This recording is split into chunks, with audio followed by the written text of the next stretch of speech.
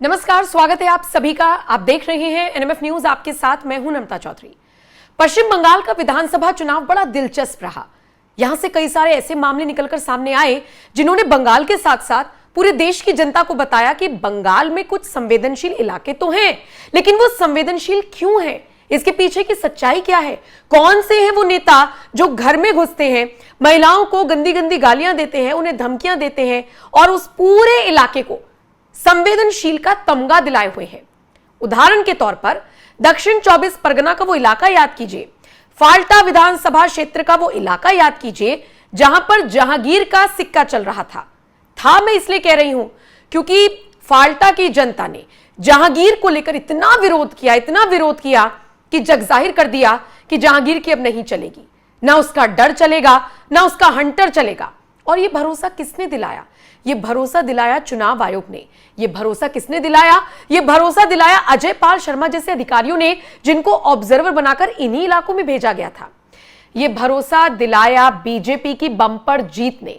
शायद इसीलिए चुनाव आयोग ने जबरदस्त तरीके से हिंदुओं के विरोध को देखने के बाद यह ऐलान कर दिया था कि फाल्टा में फिर से मतदान होगा।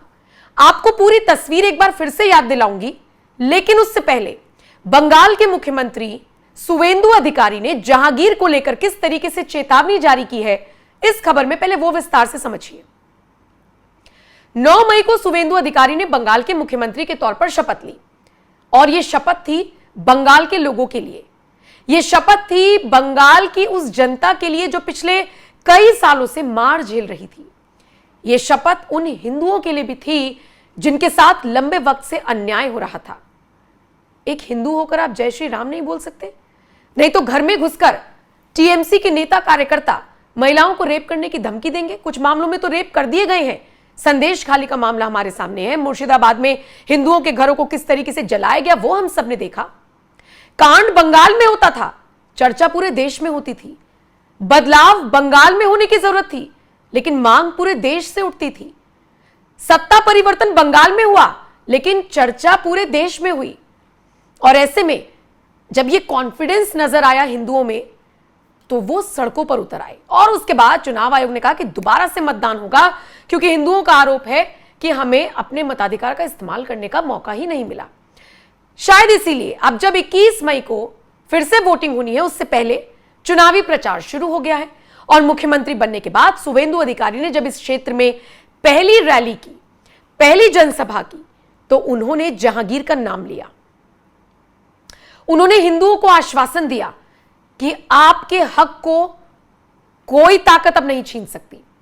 उन्होंने अभिषेक बैनर्जी का जिक्र किया, कहा कि उनकी पत्नी की जो वो कंपनी चल रही है उसकी फाइलें मेरे पास आ चुकी हैं और उनका इलाज मैं करूंगा।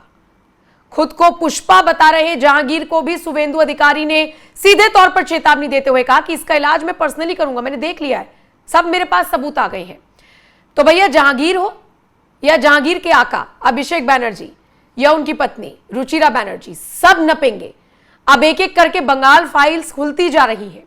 और इसी कड़ी में सुवेंदु अधिकारी ने क्या कुछ कहा है, मैं आपको हिंदी में पढ़कर बताती हूं, ताकि आपको समझ में आए कि शनिवार को जो ये रैली की गई, संबोधित किया गया आम जनता को, इसमें सुवेंदु अधिकारी ने क्या कुछ कहा।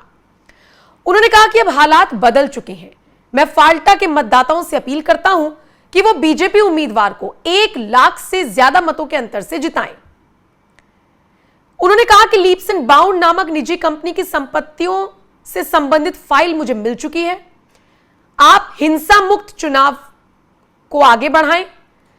और इसके अलावा उन्होंने जिस कंपनी का जिक्र किया, उन्होंने कहा कथित रूप से अभिषेक बैनर्जी से जो जुड़ी हुई कंपनी है, उन्होंने कहा कि उसकी फाइलें मुझे मिल गई हैं, जांच जल्द शुरू की जाएगी।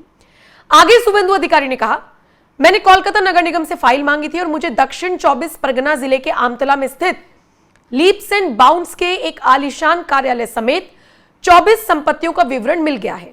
अब मेरे पास भतीजे की संपत्तियों की सूची है और जल्द ही मैं उनकी जांच शुरू कराऊंगा। टीएमसी द्वारा भाजपा कार्यकर्ताओं पर किए गए अत्याचार को मुख्यमंत्री ने कहा कि मैं भूला नहीं हूं।